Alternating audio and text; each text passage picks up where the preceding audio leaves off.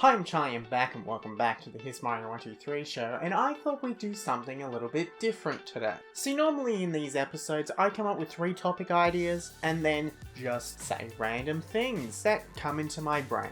Yeah, these videos aren't scripted, besides from I come up with what I'm gonna talk about beforehand, and it's normally just a line. Like with the Pikmin one, the script just said, Pikmin, how it was released. That's all it said. I already knew the rest, all in my mind. Anyway, I thought because a lot of you have left some of your personal gaming stories in the comments on some of my shorts and my main videos, I thought I'd go through some of your stories and see what I can add to them. Let's just have a chat. Because a lot of my other channels, mainly my main channel currently, is a lot about interacting with my audience. So I thought, why don't I bring that over here just for this special occasion? Why don't we make it every episode that ends in 7? We'll do an episode like this. Why not? You'll also know it's special, because this one I'm editing, not my team of editors. So if it looks different, sorry. First comment. So I'm looking over here because the computer monitor's over here. I had a fake Pokemon Ruby when I was a kid for my birthday.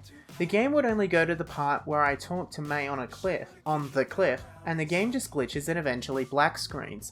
I have heard that a lot of fake, reproduction cartridges do things like this. I don't have many reproduction cartridges. I could probably go through all the ones that I have. I actually don't know if this is a reproduction.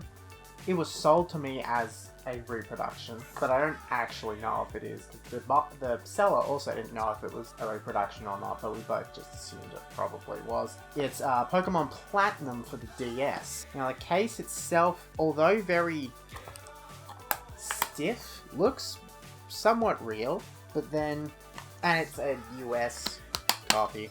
The cartridge looked like that. That on the front, that on the back. Yeah, I don't know if it's a real one or not. It was like $10, so I don't really care. So there's that. And then, this is a funny one. Stuart Little 2 for the Game Boy Advance. I am pretty sure this is a reproduction cartridge. I bought it because I thought it was funny. And it does work, surprisingly enough. Sorry, I was playing Legend of Starfy 2. Let's have a look at Stuart Little 2. Okay, the cartridge doesn't work all the time. Hold on. About Activision, which is kind of insane. And funnily enough, this doesn't have a, save file battery system, but it has a password system. Which is really weird for a game that came out at least in the 21st century. Next I have one of these, big combination cartridges that come with a bunch of games. It says 60 games in one. Comes with Pokemon Blue, Red, Green, which doesn't have an an English release, a Team NT game, some other game, Dr. Mario, and a few others. Let's have a look at this one. I haven't played this in a very long time. I don't even know if it will work. It's picked up that it's a Game Boy game. Yeah, so this says it's for specifically the Game Boy Color. I don't know if you can tell, but the Super is in rainbow colors, but the actual game itself is just a bunch of original Game Boy games, and it says there's 60, but it's actually just 10, and then it repeats with Pokemon Blue, and then Pokemon Red, Green, Pokemon Blue 1, and Dr. Mario, and I have an official copy of Dr. Mario as well, but this was the first way I ever played Dr. Mario, and it works. Actually looks not that bad, all things considered. You can't really see it. Did they make a Game Boy Color version of Dr. Mario? I don't know. Or is it Game Boy Color Enhanced? It's kind of interesting. I'm not going to go through all of these in detail. I have Pokemon Green, because there is no English Pokemon Green, so I got a reproduction one, a reproduction box, obviously. Yeah, it's kind of cool. Pokemon Ruby, which I've talked about, and the commenter also talked about. I put it in this case. That's the game. But then I also have Mother 1 Plus 2, which is a English translated version of the first 2 Mother/Earthbound games. I haven't played it yet, and obviously it's a reproduction because this didn't release in anywhere but Japan. I mean, the game separately sort of did. Mother 1 was Earthbound Beginnings on the Wii U and Nintendo Switch, I think. And then Mother 2 is Earthbound, which didn't actually get a European release, I don't think. So, we got none. But, yeah, they're my reproduction games. I haven't really dug much into them. I do like the idea of reproduction games, but only really when you know you're buying a reproduction game and there's a very solid reason as to why. So like, if you wanted to buy Mario and Sonic the Hedgehog for the Sega Genesis or whatever, that's just kind of funny. You're not thinking it's a real game. Or if you're buying an English translated version of a Japanese only game, then you know, I get that. Or if you want Grimace's Birthday but a physical copy, because that was a Game Boy Color game that released earlier, I think in June this year, but it was only emulated on a website, but then people put it onto a cartridge so you can buy a physical copy of Grimace's Birthday. All up to you. Or even, there's one I've been looking at, Diddy Kong Pilot, which is a cancelled Game Boy Advance game, but there are a lot of, not demos, betas of the game that leaked, because there's two versions, I think one of them leaked, and you can buy reproduction Game Boy Advance cartridges so you can play Diddy Kong Pilot if you really want to. Or you could just play Banjo Pilot, because it's kind of the same thing, because Banjo Pilot is an official game that released in Banjo and Kazooie series, made by the same developers. Rare. So, that's my opinion on reproduction cartridges. Tell me what you think in the comments below. Let's get to the next comment. It's insane how games in every other country end up so expensive. Positive for collectors in Japan, but it makes my collection look exponentially less value as a result. That's very correct. Games in Japan, insanely cheap. I got this along with 7 other games for 1 yen. Which is like a cent. Obviously, I paid the Sendico fee, then paid shipping. But the ending bid was a 1 yen. And these are like full-on games. The discs work, I've tested them. And like there's new Super Mario Bros. Wii and things that are actually worth a thing. But even if you go to Japan, like bloody hell, even the game I talked about earlier, Legend of Starfy 2 or whatever you want to call it, I got it for 330 yen. So I'm going to focus on, oh there we go. 330 yen for a full-on game. Even, I got Super Mario Advance 4 and 2. So the Super Mario Bros. 3 port and the Super Mario World port. 330 yen, which is like $3 Australian bucks, or a little bit more. But that's insane. That's absolutely insane that the prices there are just so much cheaper. I don't really have a theory as to why, but it's pretty easy to collect in Japan, I'm not gonna lie, for the majority of stuff. The things that are actually, I feel like, the most expensive are things like a Game Boy Advance. This is not a Japanese Game Boy Advance. This is an Australian Game Boy Advance. But like, if you were to buy a Japanese Game Boy Advance, it could go for like 20,000 yen, like 200 bucks. Don't take my word for what the prices are, I'm just making stuff up. But that was what I saw when I was there. Or even, but like, then I got a Wii U for almost 4,000 yen. A white 32GB Wii U with the gamepad, and I think it came with all the cords. It came with the majority of the cords. I didn't need the cords because I just used my Australian cords. But, well, so I reckon if you're big into collecting, you should make your way out to Japan, because you're going to find some pretty interesting stuff, even for collecting wise. Like, we don't go over there, but Super Mario Bros. 2 is called Super Mario USA. Then there's this Famicom being a whole different thing, and the Famicom disk system, and SNES, and you get your funky things where you don't actually know what game you're buying for the Famicom disk system. Like, I thought I bought Metro, but this game, there's no labels on the actual disc, ain't Metro, which is kind of annoying, because there was these things that you would put the disc in back when the Famicom disk system was the newest Nintendo thing, and you could read-write what was on the discs. So kind of sometimes becomes difficult to buy this. I do also have Super Mario Bros. 2 / Lost Levels, and that's actually the game. You know what I mean? It's a very interesting place to collect video games. Like, a lot of these games actually have now those. And they even have, like, exclusive Nintendo Online controllers.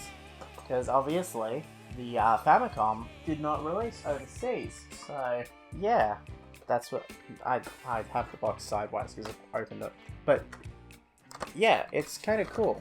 But a lot of things there, you know, are really cool. And you should definitely go if you want to buy games. And yeah, lots of things in the Western world are kind of expensive. Like, bloody hell. Pikmin. If you want to buy Pikmin for the Nintendo GameCube in the Western world, this is like 80 Australian dollars. At least. Maybe 70. I don't know. It's very hard, by the way, for Australian game collecting, because price charting really is normally about like British games, and occasionally they have different prices in Australia because it's a different region. Well, it's not a different region, it's PAL, but like it's in Australia. It's a bit complicated, but I mean it's mostly correct. Whereas if you wanted to buy this in Japan, it'd be like $10 maybe for the exact same game. Obviously I'm talking about the GameCube version, not the Wii version and not the Switch version. Specifically the GameCube version. Yeah, prices can get kind of funky around the world. And I think I may end up talking about it in a proper episode of the Hismario123 Show at some point. Anyway, on to the next comment. Had Sapphire for years. Cannot find it as of 2013. I assume you meant 2023. Have the SP I kept for it. I'm hoping it's all tucked away in my junk. I want an authentic copy of Sapphire to trade up generations when I decide to, but I might just settle for Repro cards for now. That's correct, actually. Something I didn't think of.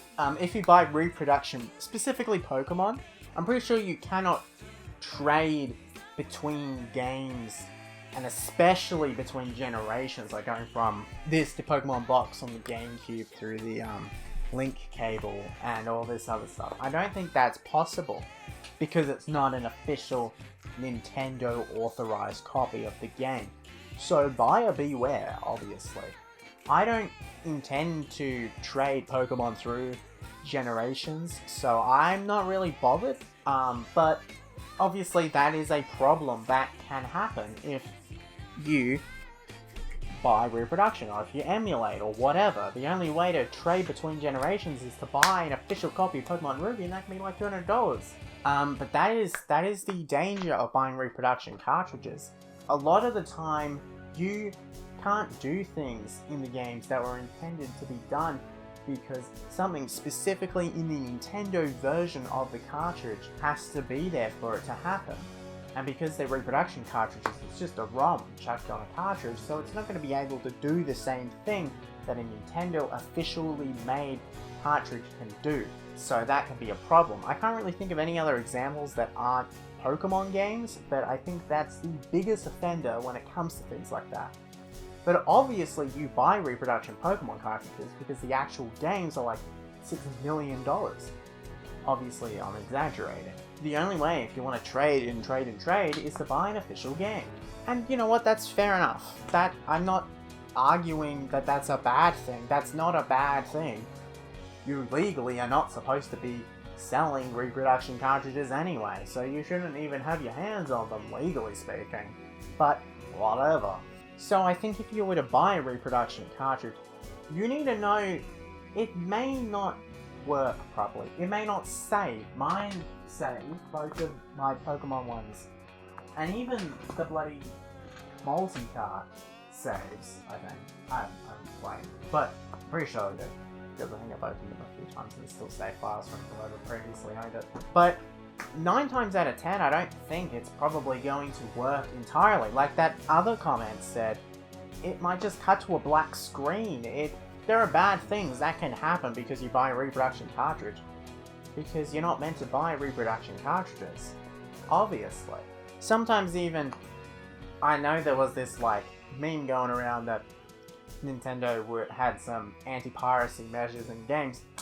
But sometimes there are anti-pirating things in games. I think it was Spyro 3, one of the original PlayStation 1 Spyro games, has a anti-piracy thing that stops you from being able to fully complete the Spyro game. So if you were to pirate, even unknowingly pirate Spyro Year of the Dragon, you're done for. You can't complete the game. And you know what? That's fair. Obviously that's fair, because you need to buy Spyro 3's Year of the Dragon. I bought Spyro 3 Year of the Dragon, why can't you? I'm pretty sure it went something along the lines of, I think it just made it harder and harder for you to be able to physically play it. And even if you managed to get to the end, it would just crash and delete your save file, which is kind of funny. But even Game Dev Tycoon, one of the most popular anti-piracy things is only if you play a pirated version, people would start pirating the games that you make in Game Dev Tycoon. And then people would go online and complain about how their games are constantly being pirated in Game Dev Tycoon, and you would know that they pirated Game Dev Tycoon. This was done because the game developers of Game Dev Tycoon actually put out fake copies of the game onto pirating websites for people to get, only to discover, oh, I can't actually really play the game. Which is kind of funny. So you should probably, support the game. It's a really fun game, by the way. I love Game Dev Tycoon. I will be honest, when I first played the game, I did pirate it. I have bought it now. It's awesome. And that's, the anti-piracy thing in Game Dev Tycoon. A lot of other games, I think, probably have something along those lines that can detect whether you're pirating the game or if you're not. It's a whole thing. And even games like Portal 2, for instance. I also first played the game and it was pirated. I bought like 60 copies of it now, but when I first played it, because the level making mode hadn't actually been added to the game yet, because that didn't come at release, I couldn't play any custom levels that you couldn't just download online, which, sucked. And that's why you have to buy the games, because then you can constantly get updates, and everything works fine. I think people have gotten around it now, because I think sometimes, I know people have pirated Among Us, and you could play it online still without actually buying the game for a long time. I know, bringing up Among Us, what year is it? But still, it's very interesting the way that video game companies can stop piracy, but also people get around it. Anyway, on to the next comment. A fake Pokemon Ruby as taught by a true 40-year-old virgin. Well, thanks.